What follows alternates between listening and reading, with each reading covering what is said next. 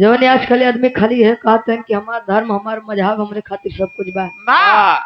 ई बिरहा वो आदमी खातिर सीख बा। वाह वाह। खैर अच्छा बिरहा से दो चार आदमी जाग जा तो बहुत बड़ी बात बका भैया। वाह जब जागर वाह। आवा गुरु जी एक लाइन गीत हमारे गुरु जी संकेत करते हैं।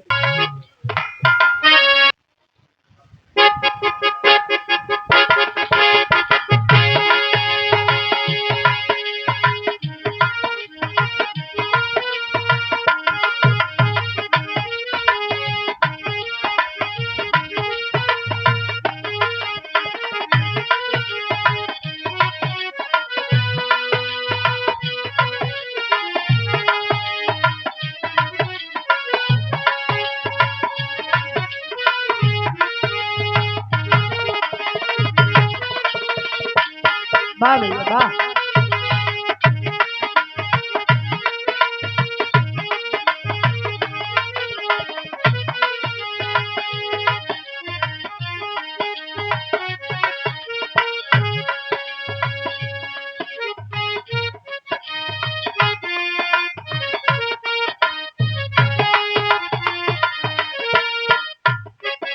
बड़ी बढ़िया गीत के संकेत डब्ल्यू गुरु जी करते हैं। वाह अब सुन भैया की रुचि जैसा लड़की हमारे जैसा लड़का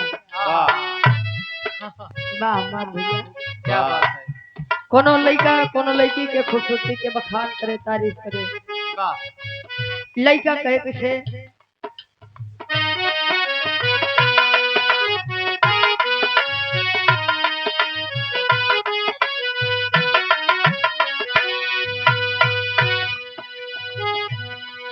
देखले हम बानी एगो रूप के रानी। देखले हम बानी एगो रूप के रानी। देखले हम बानी एगो रूप के रानी। देखले हम बानी एगो रूप के रानी। भगवान से उहे हम मांगत बानी। भगवान से है हम मानत बानी। भगवान से है हम मानत बानी। लखिए गोयाइल पिया बगले सिवान के। बगले सिवान के।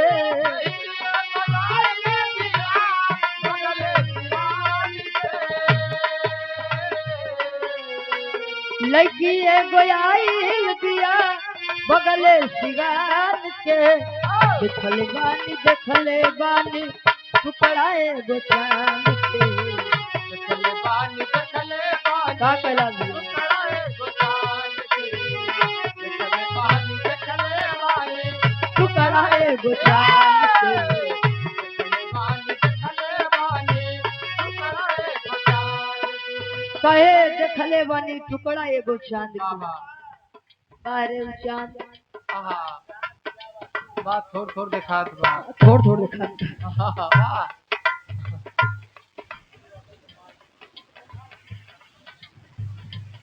पप्पू यादव जी जमालपुर जमालपुर से ये हमरे सरपंच बाबू के समझी जी वाह आपके द्वारा ये 100 रुपया बहुत बहुत धन्यवाद आशीर्वाद के चाह रही लड़का तारीफ करे।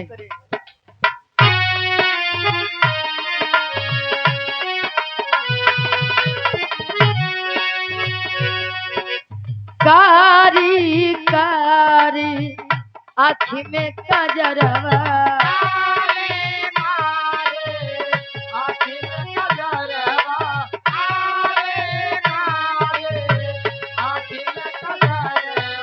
लाली बाली बिंदिया गजरवा।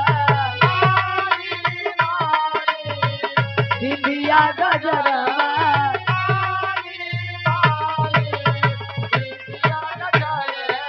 लड़का कहे नजर से बान मारेली करे जा जान मारेली।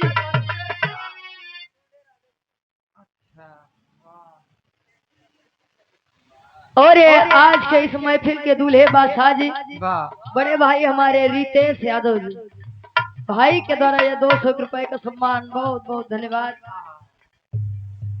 माई भगवती करें कि या आप नया जीवन अच्छे से बीते, सुखमय बीते, ईश्वर की कृपा या दोनों प्राणी के ऊपर बनी रहे।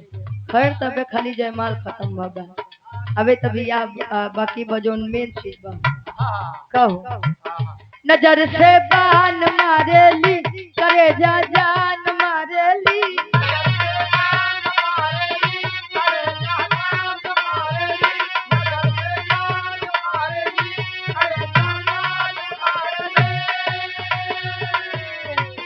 भाई नी दीवाना उनका मिठ मुस्कान के, मिठ मुस्कान के,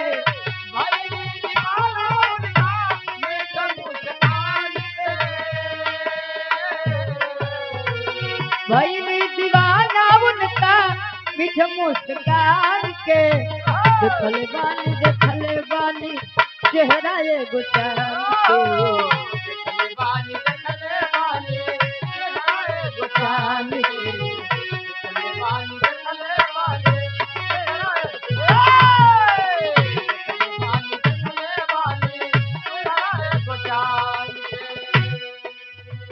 कहे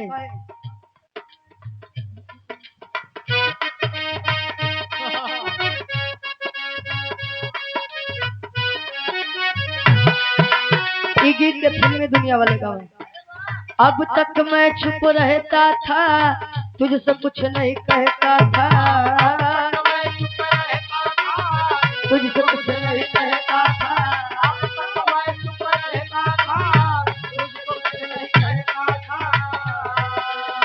सबसे दिल दीवाना था, तुझसे भी बेगाना था,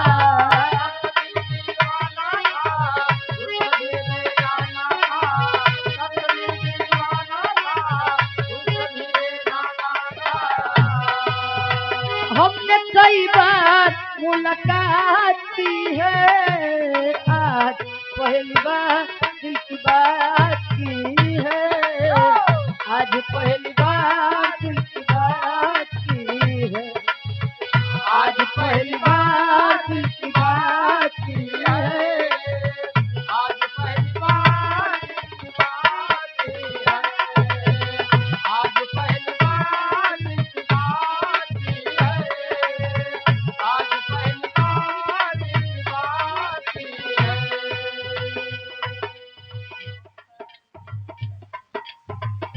हाँ हो एक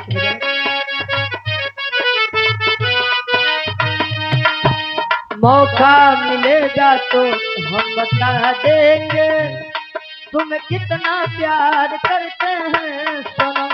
हाँ मौका मिलेगा तो हम बता देंगे, तुम्हें कितना प्यार करते हैं सनम। मौका मिलेगा तो हम बता देंगे, तुम्हें कितना प्यार करते हैं सनम।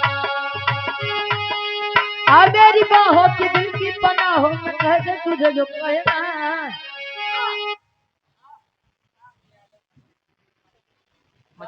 और ये बड़े भाई हमारे सचिन यादव जी मछली शहर से, ये आपके द्वारा 151 रुपया बहुत बहुत धन्यवाद आशीर्वाद के चाह रहे। तो मछली शहर से सराय ममरेज प्रयागराज में बारात आई। हाँ जाना सही हो। खैर उसे रितेश भैया बड़ा नगद काम किए हैं। जौनपुर इनकर घर बा, ससुरारी इनकर प्रयाग। चला कुंभ उम्भ लागे भैया ते आपको ढेर दिक्कत नहीं झेले के पड़ी। काहे बाबू के पहले न हवई यहाँ जब तुरंत में पहले आवत थे ते भैया तू लोग प्रयागराज वाले आदमी कुछ पी सकत। हाँ हाँ यही प्रयागराज है, तीर्थों का राजा प्रयागराज। अच्छा जावा है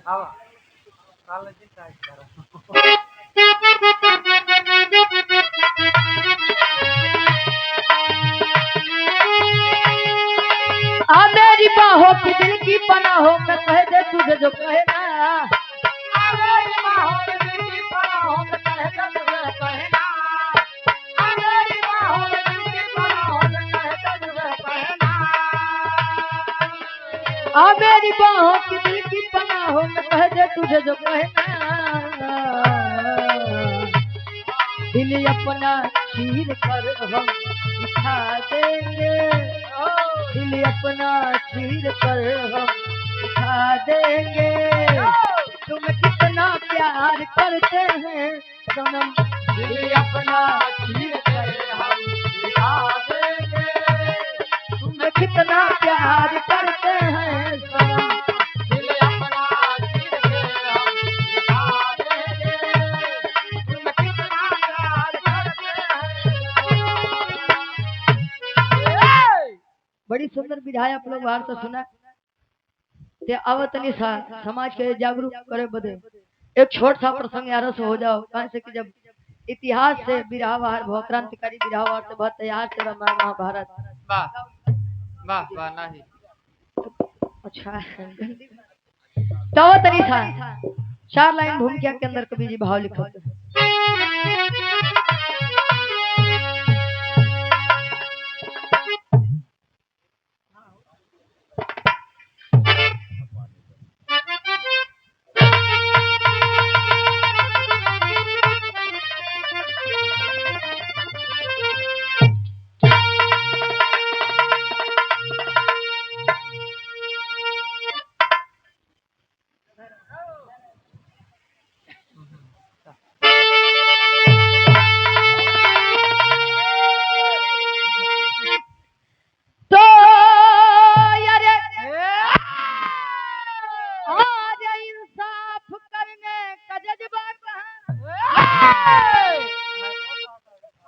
हेलो वैसे भाई लगातार गावत गावत हमारा दिमाग खराब काहे ले लेते हैं।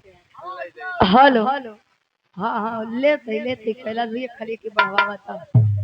हेलो और आवाज बढ़ा भैया लेवल उठाओ तो। हेलो हेलो हेलो वाह वाह वाह और साउंड की आवाज बढ़ाओ। हेलो हेलो ए भैया देखा ई वाला साउंड बोलत बाकी नहीं हो खाली यारे साहब बा। हेलो भैया ई वाला बोलत बाकी नहीं साउंड बगली वाला बोलत बा ठीक बा आई आवा गुरुजी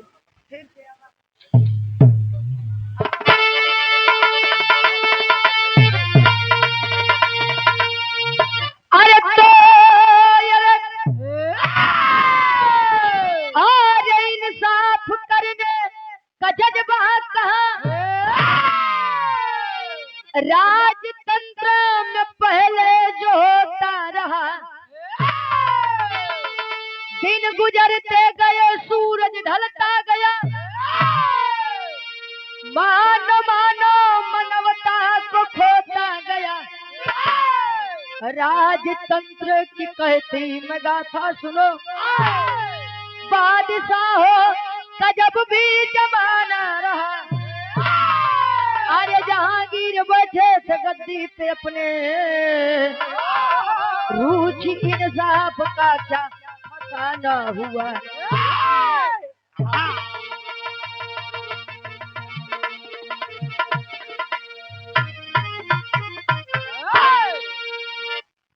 कहे इंसाफ करने का जज्बा कहाँ, राजतंत्र में पहले जो होता रहा।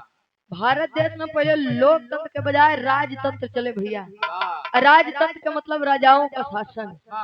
राजा के लइका जन्म लैले चाहे वानर होखे, बहिर होखे, लूल होखे, लंगड़ा होखे, कुछ हो, लेकिन फिर भी लोगों के राजकुमार कहाँ है। और समय आवे तो के जब राज तिलक लगे तो राजा बन जाओ भाई। दूसरे के मेहरारू हाँ। अच्छा रितेश भैया आज के जमाना तो बड़ा ठीक बा, बारात सजाए के लिए दुल्ही खाली आपे के बा। पहले के जमाना वो रहे कि अगर केहू के दुल्ही पसंद आ जाए ओकर डोली उठत रहा है, मारपीट झगड़ा लड़ाई कई के दुल्ही के अपने घरे लेके चली जाए। पहले के शादी विवाह बिना तेगा तलवार चलाए पूरा होबे नहीं।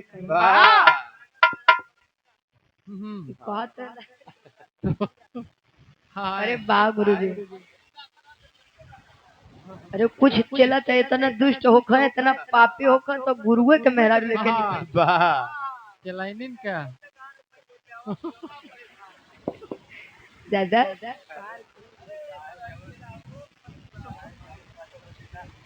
भारत देश जब हमारा आजाद हुआ 15 अगस्त 1947 को, वाह भारत देश का जब संविधान लागू हुआ 26 जनवरी 1950 को, तो आदमियों के इस समय में भारत देश में गुरुजी जनता के शासन है। वाह आप लोग जितना लोग बैठा देखा, कलाकार बढ़िया नहीं होते हैं, सुनने वाले बढ़िया होते हैं। वाह तनी सा हमारे न, हाँ लेकिन कोशिश रही कि बिरहा समझ में आवे। वाह कट क गुरुजी हाँ पहले के समय में जब राजा महाराजा शासन करे तथा कुछ राजा महाराजा होकर जे अन्याय के साथ खड़ा हो, तो कुछ राजा ऐसा हो वाह जे न्याय के साथ खड़ा हो। आज के समय में लोग कहते हैं कि लोकतंत्र चलत बा, जनता के शासन चलत बा, लेकिन मेरी एक बात आप लोग गौर करिएगा, विचार करिएगा, जहाँ पर जनता सरकार से डरती है वहाँ पर तानाशाही सरकार होती है, और जहाँ पर सरकार जनता से डरती है वहाँ पर स्वतंत्रता होती है। अभी आप लोग तानाशाही सरकार में है कि स्वतंत्रता में है, आप लोग समझा मुसाफिर बात पर्दे में नहीं तो आजकल ढेर सही कहे के बाद के ऊपर कब FIR दर्ज हो जाओ, कब ओके जेल हो जाओ, फांसी हो जाए, तो कुछ अता पता है नहीं बा। विराह में एक छोटा सा प्रश्न बा हमारे आप सभी से।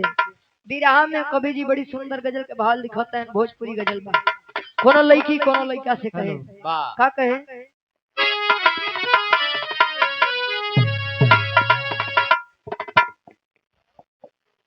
हेलो वाह हेलो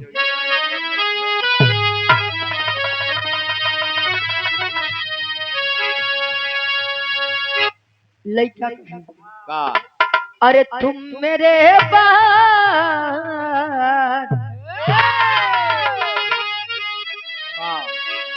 जा बेवफा जा जवन किए ठीक नहीं किए।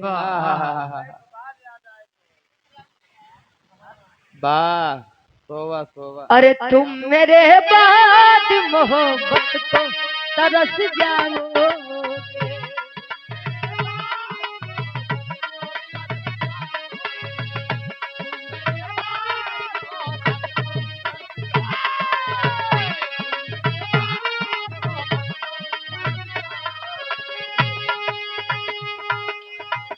तुम मेरे बाद मोहब्बत को तरस जाओगे,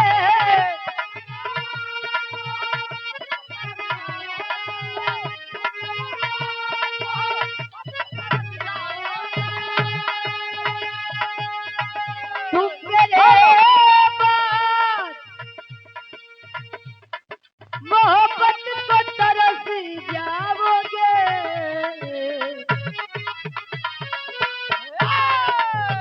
अजनबी शहर है।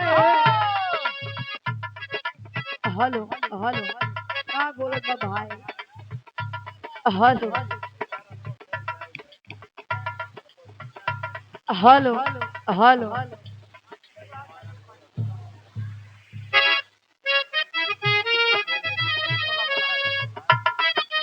हेलो हेलो पहले साउंड के आवाज खोल भैया।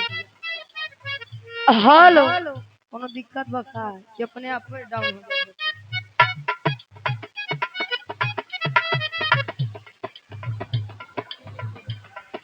हेलो पीली लीड बाबा है,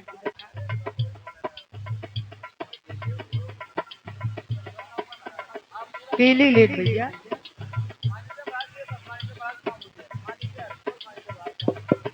हेलो हेलो हेलो हेलो और बढ़ावा, हेलो हेलो इतने पे छोड़ दो, ठीक बा, अरे ठीक बा, हम रहा तो तू लोग रहा बा। अब पता लग, अरे मतलब कि पता लग कल हम प्रोग्राम में हम जाबे नहीं करे तो का कर बजाए के बाहर, या तो पहले हमका देखा फिर अपनों लोग का देखा। कहे अजनबी शहर है,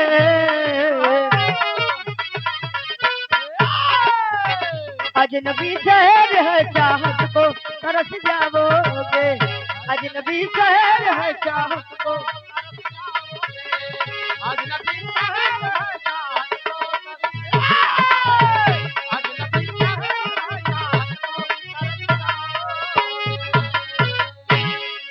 लेकिन एक छोटा प्रश्न भाई आप सबसे, प्रश्न भाई। हेलो अरे राजा विद्वान,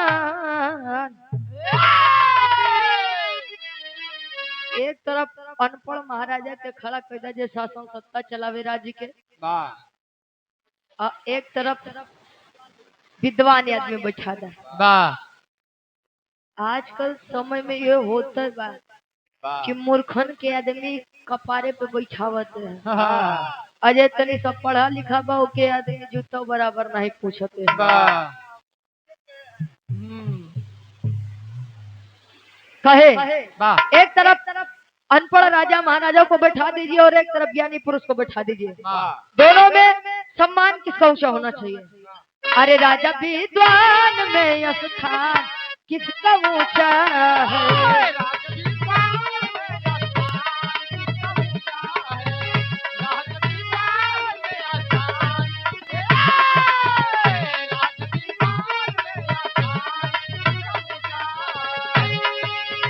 राजा विद्वान में स्थान किसका ऊंचा है?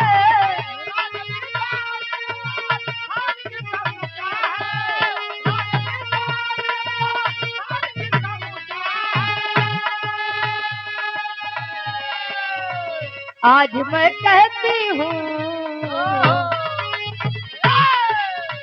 आज मैं कहती हूँ सम्मान किसका नीचा है? आज मैं कहती हूँ सम्मान,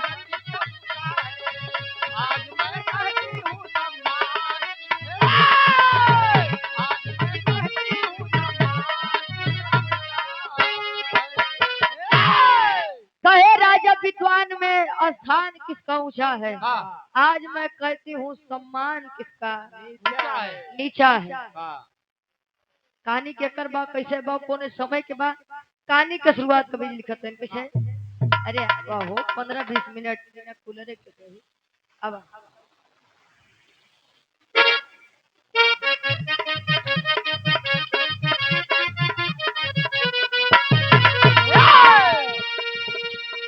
आगरा इस जहांगीर दरबार रहे, आगरा इस जहांगीर बादशाह रहे, बेगम नूर जहां का उनके दिल में चाह रहे।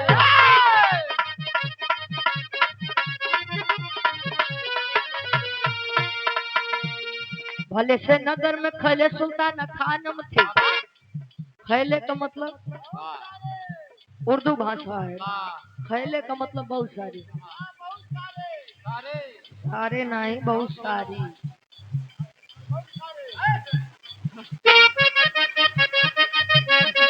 भले से नगर में खैले सुल्तान खानम थे, भले से नगर में खैले सुल्तान खानम थे, मगर सुल्तान की तो नूर जहां ही जानम थी।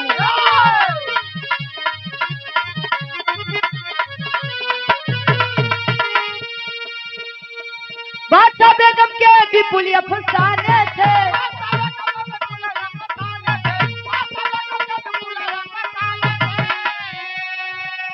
तो बादशाह बेगम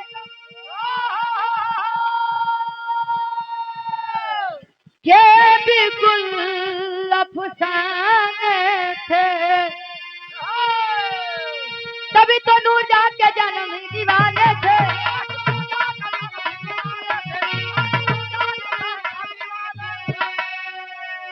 अरे तभी तो नूरजहां के बादशाह जी दीवाने थे। अपन के क्षेत्र से मछली शहर जौनपुर से बिरहा जगत के बड़े अच्छे कलाकार हैं, जाबाज कलाकार। काहे नीचवा खड़ा हो गया महाराज, ऊपर आ जाओ। आप वहीं के क्षेत्र से मछली शहर जौनपुर से कैलाश नाथ जाबाज जौनपुरी, विश्वास माना खाली 5 मिनट भी रस गा दे, धरती नहीं गर्म हो जाए तो जान ला। हाँ हाँ बिल्कुल बिल्कुल बाबा, हकीकत हमारे बात कैलाश भैया तैयार रहे। तैयार डब्ल्यू गुरु जी तुम्हें करवाई। हाँ वाह तले जले नहीं तैयार है तले बोला वाह कहानी के तनी आप लोग विचार करिए। आगरा इसे जहांगीर जी शासन करें। अच्छा पहले के समय में एक राजा कईयों रानी रखे वाह का डब्ल्यू गुरु जी। हाँ आज के तो जमाने बड़ा उल्टा बा। वाह पहाड़ वाली कैसे रखे बा वाह तो कैसे पता। तो फिर फॉलोवर नहीं फॉलोवर। वाह बारे पहाड़ दूसरे के बातें ही अलग बखार। अच्छा जहांगीर की कई पत्नियां थी लेकिन सबसे ज्यादा जहांगीर नूर जहां बेगम को प्रेम करते थे। वाह और नूर जहां बेगम के एक बात बड़ी खासियत रहे ओकरे अंदर कि वो इतनी खूबसूरत रहे। वाह इतनी खूबसूरत रहे इतनी सुंदर रहे।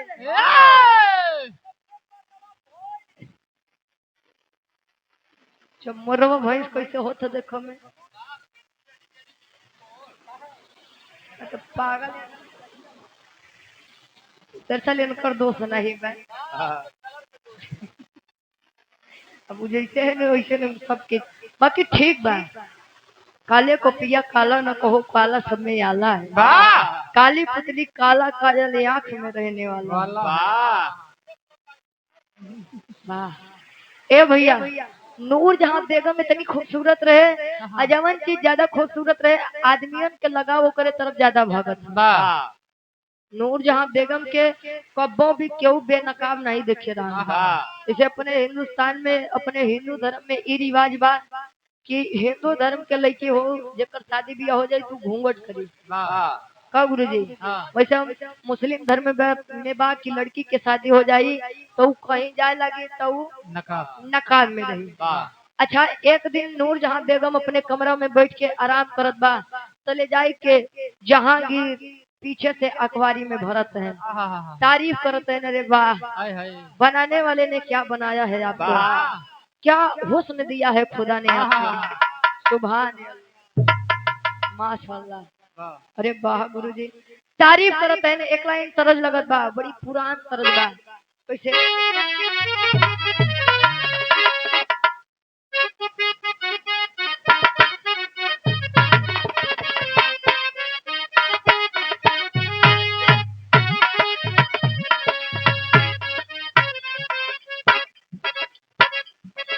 लड़का कहे कजरा मोहब्बत वाला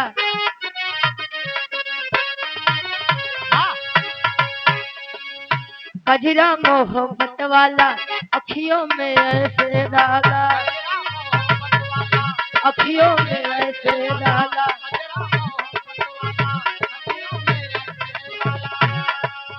कजरा मोहब्बत वाला अखियों में ऐसे डाला कजरे में ले ली मेरी जान हाय रे मैं तेरे कुर्बान अखियों में ऐसे डाला हाय रे मैं तेरे कुर्बान।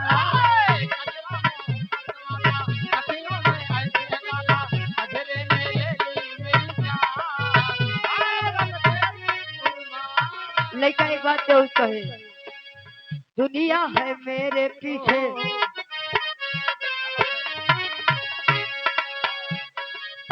दुनिया है मेरे पीछे लेकिन मैं तेरे पीछे लेकिन मैं तेरे पीछे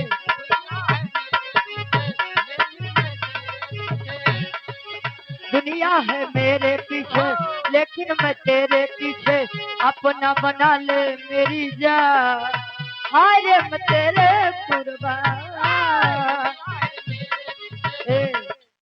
लेकिन जहांगीर तारीफ करें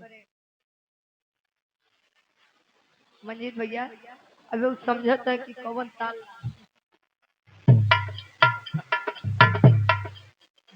आजा जाऊं वो अपन कम करा। जहांगीर आई के जब पीछे से नूर जहां की अखबारी में भरत है तो कहा तेनका कहे वाह आय हाय रे मेरी रानी आय हाय रे मेरी रानी गजबे बात हो रही जवानी गजबे बात हो रही जवानी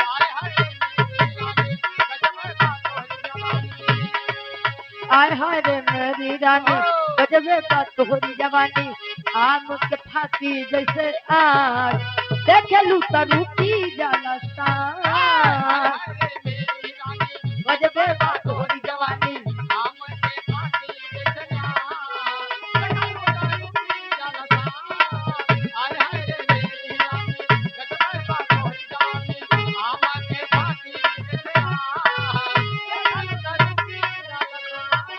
कहे तने नहीं हिरनी के जैसे रानी चाल जोरदार बाटे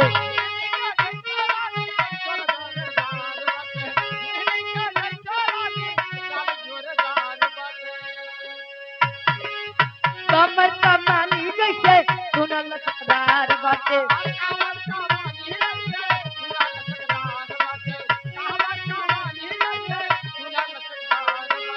बाहों में आजा रानी बाहों में आजा रानी लेकर के अंग नूरानी बाहों में आजा रानी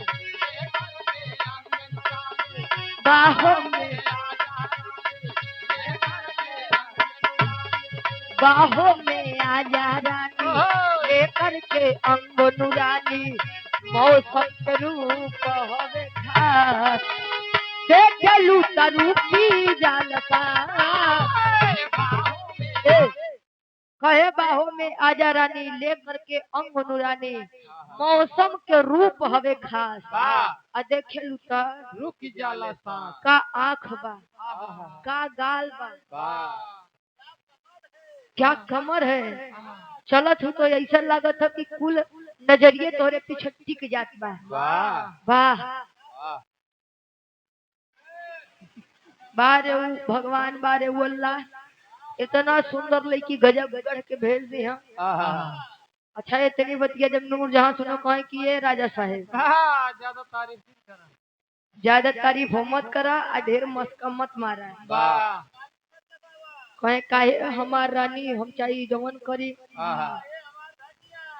कवन वाली हो पीसे वाली देख, भोजपुरी दुनिया वाले अपने मेहरारू के प्रेम से धनिया बुलावत है अच्छा वो तारीफ करे तो नूर जहाँ बेगम कहे कि अब तोहरे लगे राजा हम तब्बे आऊ जब तू हमारे एक बात मन बता कौन बात बा कहे कि हमके धनुष और बाण चलावे के सीखे के बा राजा साहब कहने हो इस सुंदर चेहरे पर या सुंदर अदायकी बड़ी अच्छी लगेगी राजा साहब कहें कि जब तुम्हारी यह ख्वाहिश बा यह इच्छा बा तब जल जहांगीर तो के धनुष और बाण चलावे नहीं सिखाइए तले तोहरे लगे तक ना पहुंची अच्छा धनुष और बाण अपन लेके आए एक दिन बीता 2 दिन बीता 3 दिन 4 दिन 5 दिन 6 दिन 7 दिन 8 दिन 9 दिन 10 दिन बस बीता गा नहीं मतलब समय परिवर्तित होते लगा बदला चला गया बीत गया समय जब 10-12 दिन के कटा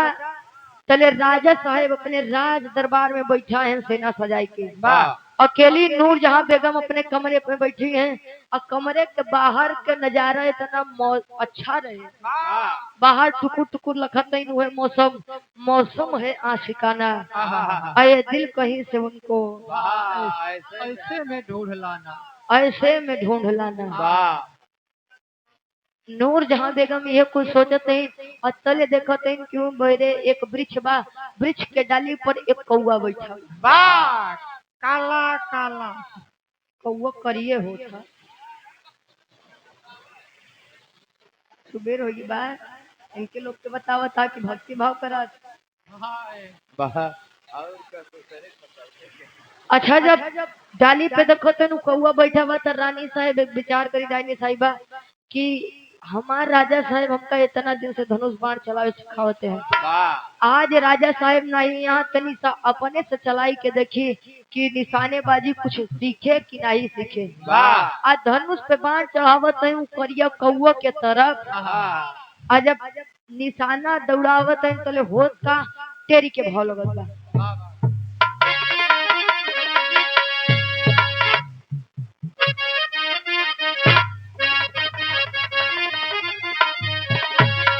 अरमान सारा अरे धूमिल होई गवा ए बाबू अरमान सारा धूमिल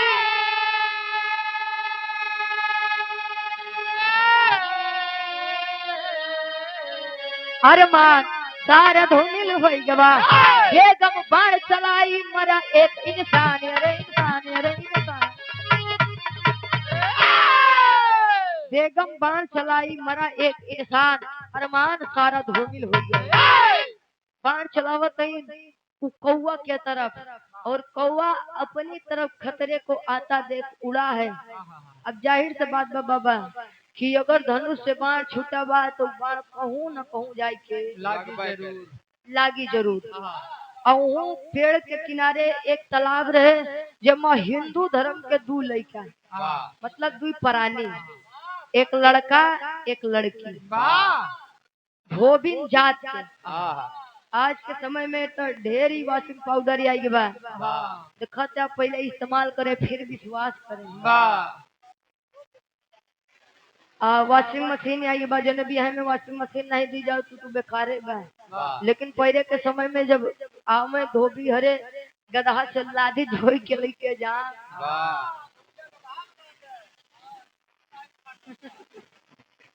जब लादा तो जहाँ वो रेह लगाए के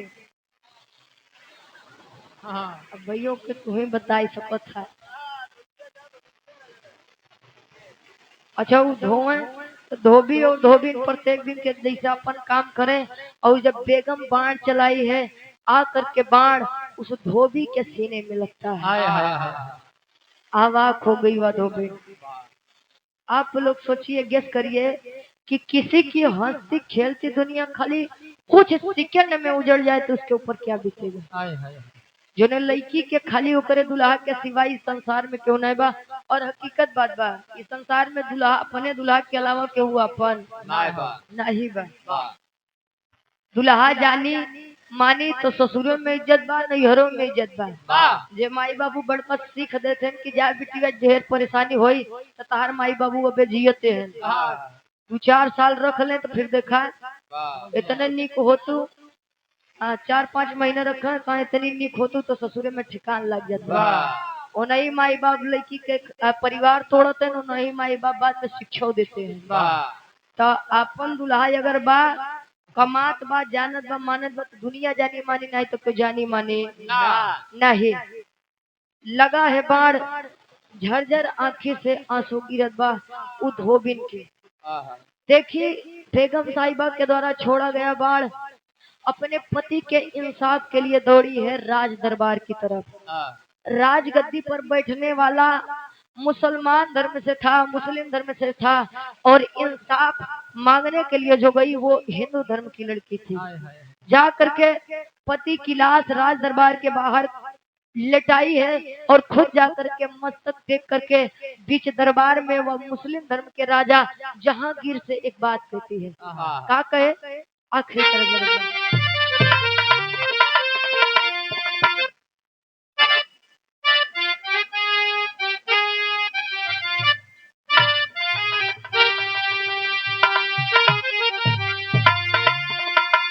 फिल्मी दुनिया वाले गीत के गाँव। अरे क्या तुम्हें पता है अरे गुलशन क्या तुम्हें पता है अरे गुलशन क्या तुम्हें पता है अरे गुलशन मेरे दिल बरियाने वाले क्या तुम्हें पता है अरे गुलशन मेरे दिल बरियाने वाले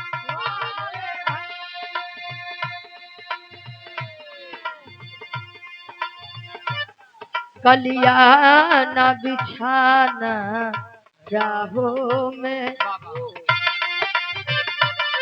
कलिया न बिछाना राहों में, हम दिल को बिछाने वाले हैं, क्या तुम्हें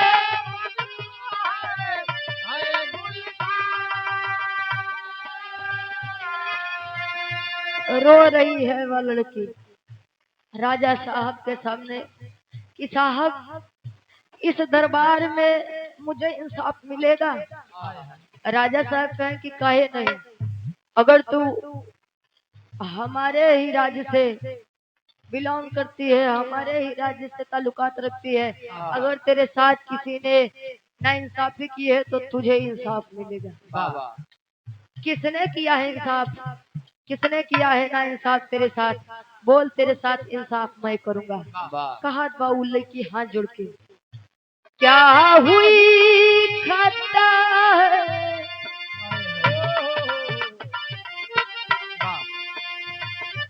क्या हुई खाता है ऐसा अब मेरा कौन सहारा है।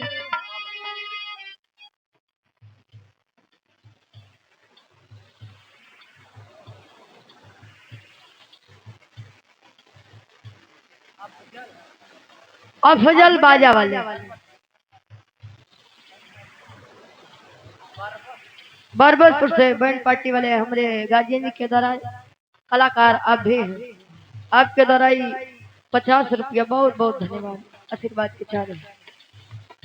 क्या हुई खाता है ऐसा अब मेरा कौन सहारा है, मैं दीन दुखी हो ऐ राजन, मैं दीन दुखी हो ऐ राजन, मेरे पिया को बेगम ने मारा है। क्या हुई खाता है ऐसा अब मेरा कौन सहारा है, मैं दीन दुखी हो ऐ राजन, मैं दीन दुखी हो ऐ राजन, मेरे पिया को बेगम ने मारा है।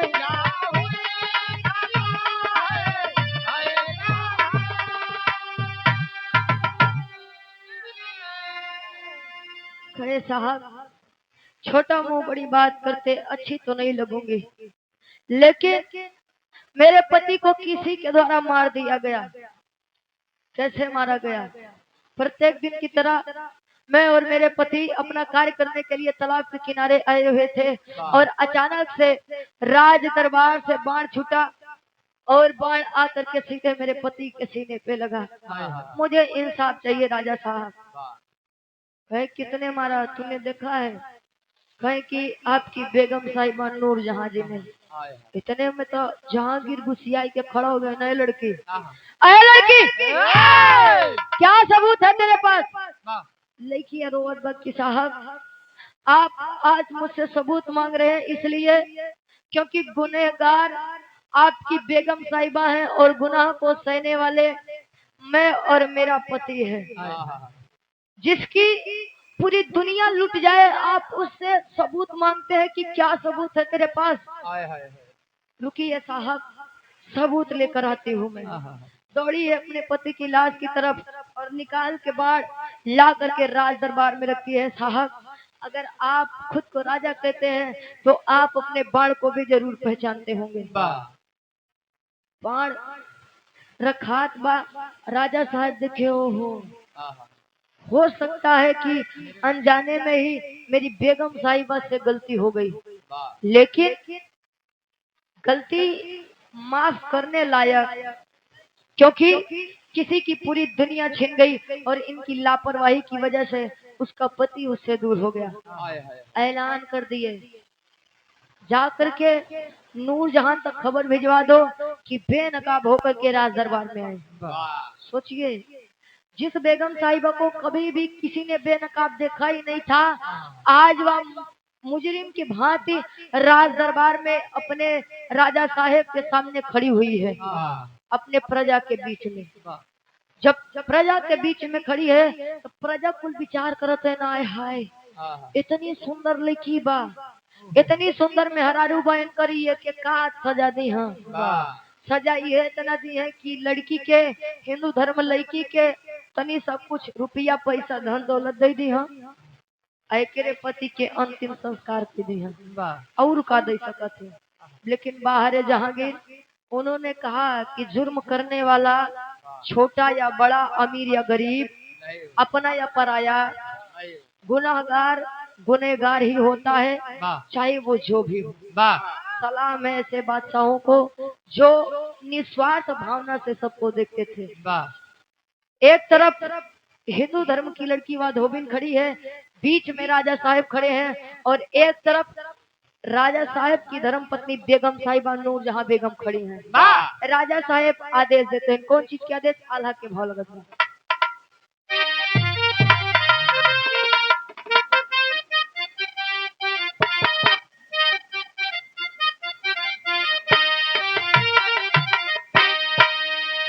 अरे बादशाह धोबिन को था माया दानु बनवा भैया,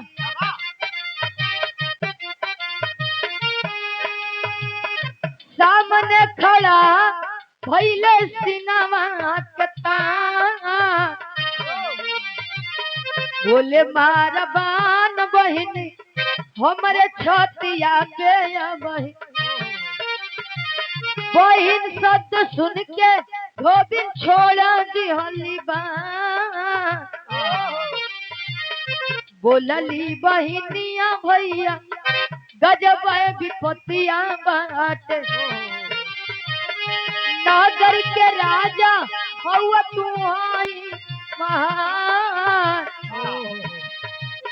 कहवा मिली न्यायाधीश हमारा के जैसे भैया, रखिया बंधाई रखी महफिल के लाज। बादशाह आदेश दिए धोबिन को कि बहन देख, अगर तू इसे मारेगी ये मर जाएगी, और जब यह मर जाएगी तो इसे दुख का आभास नहीं होगा। तूने किसी अपने को खोया है, अपने पति को खोया है, और उस दर्द को खाली तू ही महसूस कर सकती है। और ये सत्य बात है। कहे वाले केतनो कह दे कि भैया तोरे ऊपर जौन बीतत बा हम समझत ही, तू खाली कहा भर सहायक तो कबा जेकरे ऊपर बीतत बा। कहे कि जो दर्द तू महसूस कर रही है वो अभी शायद कोई नहीं कर सकता है। कहे तब आप बताइए मैं अपने पति के गुनहगार को ऐसे ही छोड़ दूं? कहे रे पागल, मैंने कब कहा कि तू इसे ऐसे ही छोड़ दे? इसने तेरे पति को मारा है, इसने तेरे सुहाग को तुझसे छीना है, एक काम कर तू भी इसके पति को मार दे। मतलब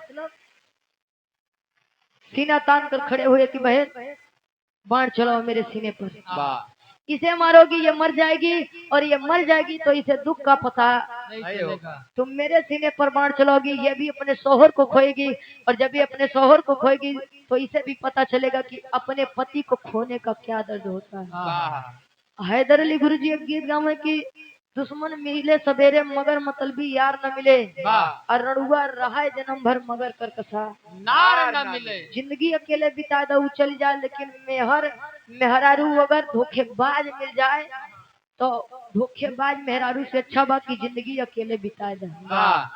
कहो नहीं तो नीला ड्रम में जाबा, टाइल्स के नीचे जाबा, तो पहाड़ी से ढके न जाबा, का मतलब? मंजीत भैया हमारा बड़ा नीमन आदमी है बाबा, इस शादी ब्याह नहीं करत खाली अपने सुख चैन बारे। मंजीत भैया क्या बात है। अच्छा जब इतनी बतिया सुनत है धोबिन की बहन चला मेरे सीने पर बाण, धनुष बाण छोड़ करके चली है अपने पति की तरफ। फिर से राजा साहब आवाज दिए, बहन तूने बाण क्यों नहीं चलाया? तूने बाण क्यों नहीं चलाया? बहन आई है पीछे मुड़ करके कहे, भैया मैं इसके पति को तो मार सकती हूँ, लेकिन मैं अपने भाई को नहीं मार सकती। जिस इंसान से मैंने इंसाफ की भी उम्मीद नहीं की थी, उस इंसान के मुख से मैंने अपने लिए बहन शब्द सुन लिया, मेरे लिए उससे बड़ी और क्या बात हो सकती है। मैं अपने भाई को नहीं मार सकती भैया, इसीलिए मुझे माफ करो। चलिए अपने पति की लाश की तरफ, और जैसे पहुंची अपनी लाश की तरफ, जहांगीर भी झुक करके लाश को पकड़े हैं अपने गोदी में। है कि बहन, जब तू अपने धर्म के रिश्ते के लिए अपने पति की मृत्यु का बदला नहीं ली, तो मैं अपने कर्तव्य से कैसे पीछे हट सकता हूँ? कहे मतलब कहा थे राजा साहब, आखिरी भाव खड़ी के भाव लगता है।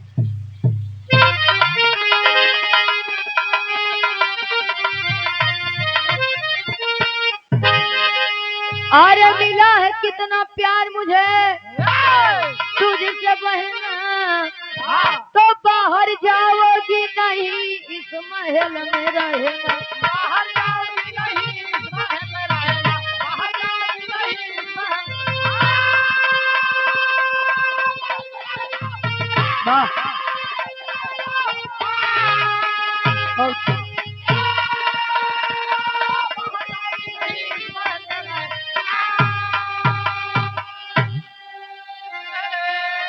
अरे एक दिन कंधा अर्थी को देकर कर्ज में चुकाऊंगा, तो भाई होने का धर्म बहन में निभाऊंगा।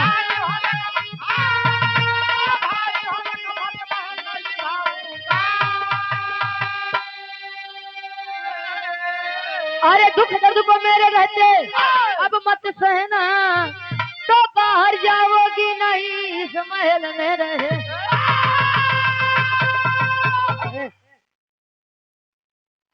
बारात के मलिकार साहब, सरपंच यादव पूजे मेरे बाबूजी के द्वारा इस 100 रुपया आशीर्वाद के रूप में, बहुत बहुत धन्यवाद। आशीर्वाद के चारे कि हम बच्चे अपनी कला में कामयाब रहे।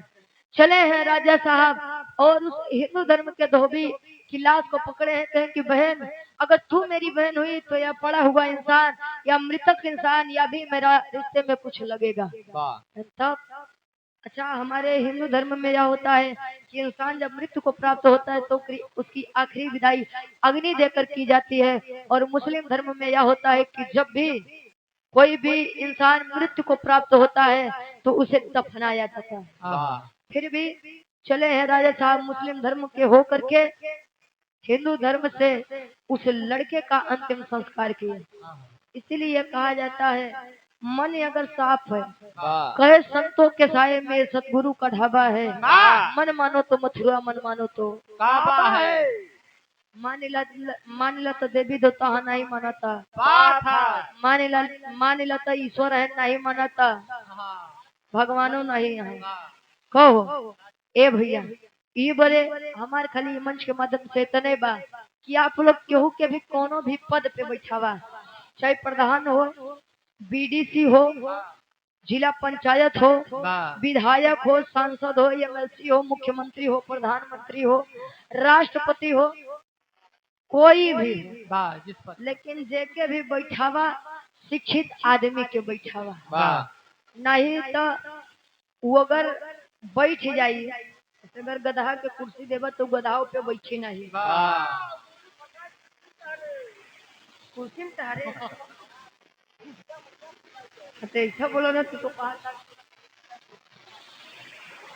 कहो गुरुजी, जब आदमी शिक्षित बैठी तो वो सोची कि नहीं यार, अगर मैं इंसाफ करने के लिए बैठा हूँ तो मैं सभी के लिए एक हूँ।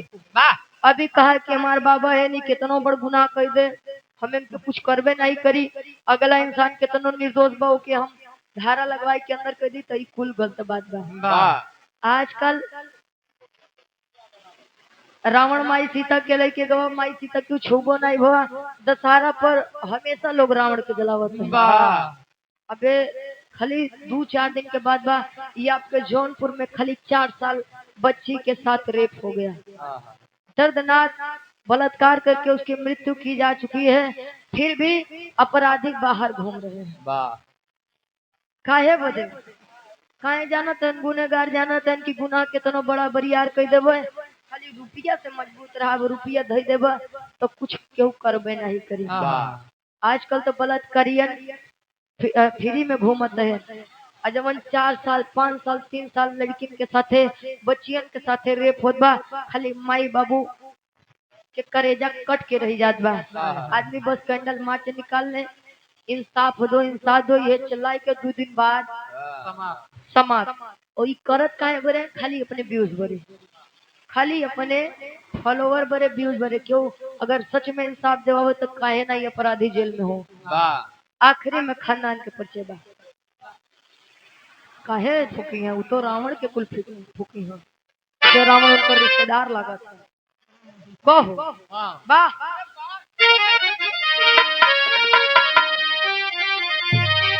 गुरु बिहारी गुरु गणेश गुरु रामलाल गुरकारी स्वर्ग सत्य दिखा कवि बच्चन जी बने पुजारी हो।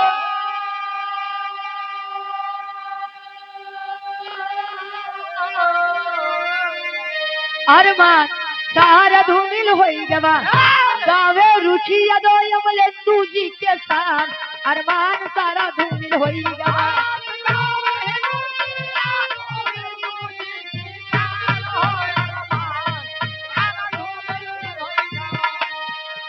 देख तेरे संसार की हालत, देख तेरे संसार की हालत क्या हो गई भगवान।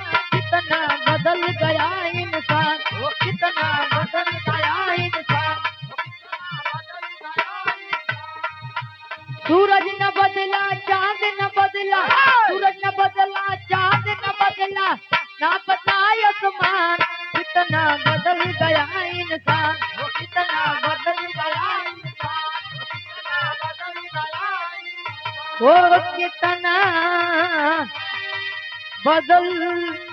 गया इंसान।